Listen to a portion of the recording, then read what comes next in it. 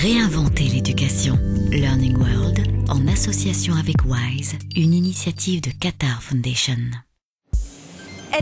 Si les obstacles ne manquent pas dans le monde éducatif, ici et là, les nouvelles technologies et des approches innovantes prennent le pas sur les méthodes traditionnelles d'enseignement. Alors, comment repense-t-on l'éducation aux quatre coins du monde ?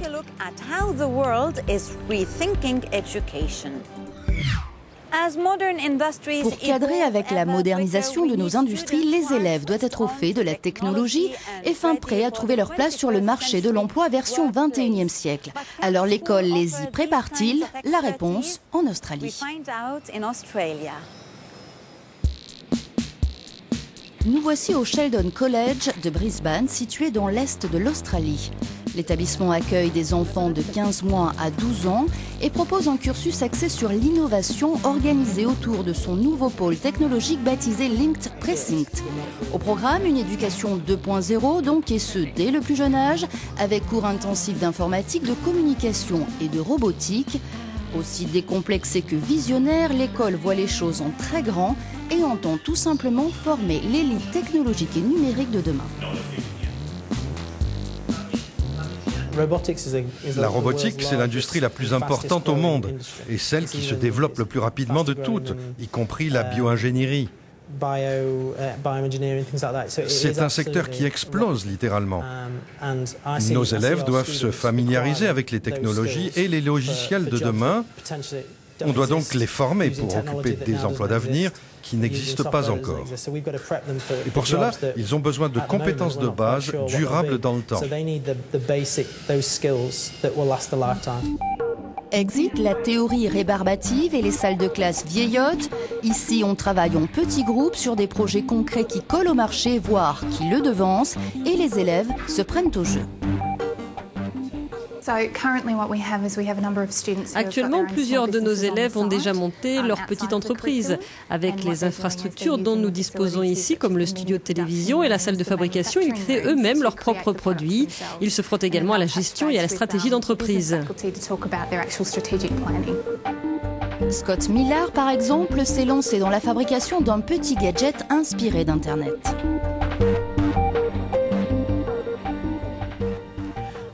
Nous avons développé un produit appelé Hashtag. Il s'agit d'une sorte de porte-clés inspiré des réseaux sociaux qui comporte le signe hashtag et un mot que vous aimez comme nourriture ou musique. Nous vendons ces produits que les acheteurs peuvent attacher à leur trousseau de clés ou à leur sac. D'autres élèves travaillent comme stagiaires pour le compte de l'école en assurant la communication de l'établissement. C'est le cas notamment de Tian. Le pôle Linked Precinct m'a beaucoup aidé à planifier mes choix de carrière. Les nombreuses infrastructures me permettent de réaliser mes objectifs. Ici, tout est fait pour nous permettre d'aller dans la direction choisie. Je travaille comme stagiaire pour l'école, j'assure la couverture en direct des événements qui s'y passent et c'est vraiment ce que je veux faire plus tard.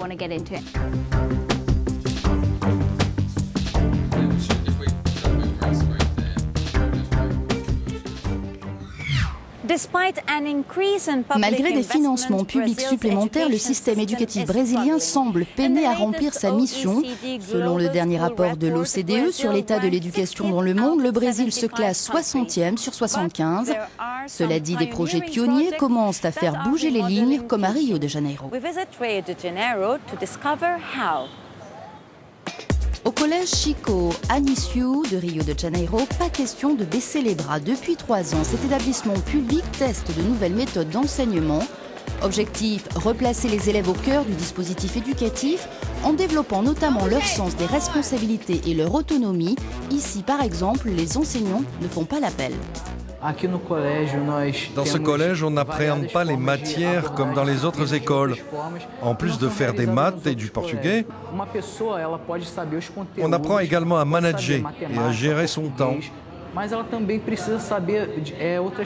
On apprend à s'organiser seul et ça fait toute la différence, aussi bien au collège que dans notre vie personnelle.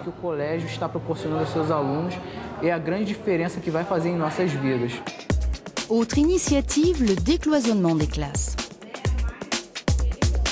Il est intéressant d'utiliser des environnements différents pour faire cours. Cette façon d'enseigner permet aux élèves d'apprendre, de comprendre et de se concentrer plus facilement. Cette méthode s'enseigne ici à l'école et les élèves peuvent ensuite l'appliquer dans leur vie de tous les jours. Et force est de constater que l'ambiance est plutôt détendue. Ici, pas question d'avoir peur du principal. La meilleure qualité pour un être humain aujourd'hui, c'est l'écoute. Si vous ne savez pas écouter, alors vous ne savez pas vous exprimer. Le principal est un peu comme un ami, il est libre de nous parler et nous de l'écouter. L'école est un lieu de transformation, je ne crois pas aux règles rigides à l'école. Chaque jour est un jour nouveau, il faut donc s'adapter en permanence. Une approche ouverte et bienveillante qui plaît aux élèves.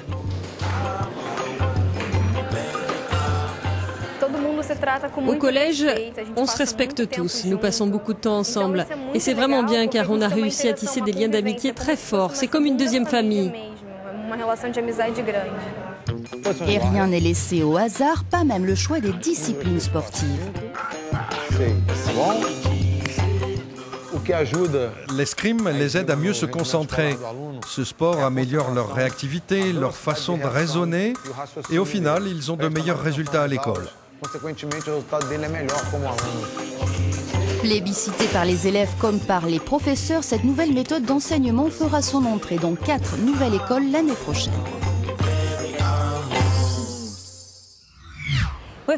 On vient de voir une méthode 100% technologique et une autre centrée sur les élèves, mais quels autres changements attendre au cours des 10 prochaines années? Graham Brown Martin, le fondateur d'Apprendre sans frontières, nous propose quelques pistes de réflexion. C'est là son exercice préféré, imaginer différentes façons de transmettre le savoir. Ce matin-là, Graham Brown Martin, qui s'est déguisé pour l'occasion, a réuni des élèves et leurs parents pour lancer une nouvelle expérience intitulée Flip Lab. Grâce à des traceurs, ces enfants pourront surveiller les activités de leurs parents. Bienvenue dans le monde à l'envers. Plutôt que d'étudier les sciences à l'école, on va placer ces traceurs à la maison et on pourra suivre ce qui se passe depuis l'école grâce à l'interweb. Même après les cours, ces 2 fillettes de 9 ans continuent d'apprendre chez elles dans le cadre de l'expérience du Flip Lab.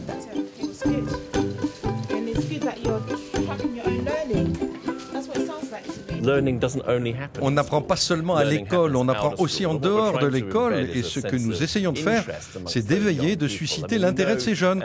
La société a vraiment besoin que la jeune génération s'implique davantage dans la science. Children don't always know what's around them because it's Les jeunes à travers le monde doivent concevoir les choses avec une nouvelle approche. C'est pourquoi nous devons repenser l'éducation car nous n'avons plus besoin d'autant d'ouvriers et d'employés de bureau qu'avant. Maintenant, il nous faut des innovateurs créatifs. Concrètement, il faut changer notre façon d'évaluer les élèves et aussi changer ce que nous évaluons. Car si nous continuons à évaluer les mêmes choses, eh bien, nous aurons toujours les mêmes résultats. On parle beaucoup, par exemple, de sociétés collaboratives et c'est très important. Et pourtant, aux examens, les élèves sont toujours assis loin les uns des autres avec leurs stylos et leurs feuilles. C'est comme si nous n'étions toujours pas entrés dans le 21e siècle.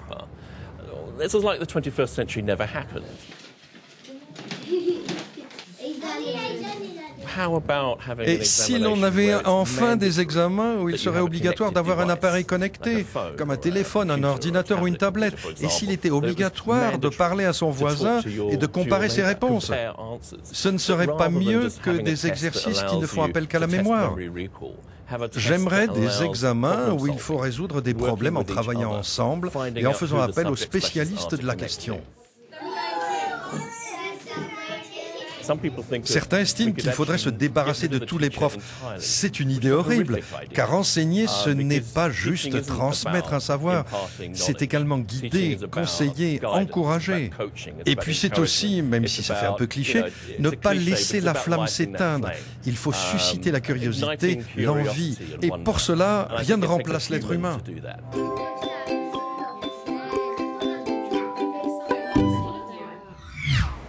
Quels changements prévoyez-vous à l'avenir en matière d'éducation? La technologie est-elle la solution? Faites-nous partager vos commentaires et vos expériences sur nos pages des réseaux sociaux. À bientôt. Learning World, en association avec WISE, une initiative de Qatar Foundation.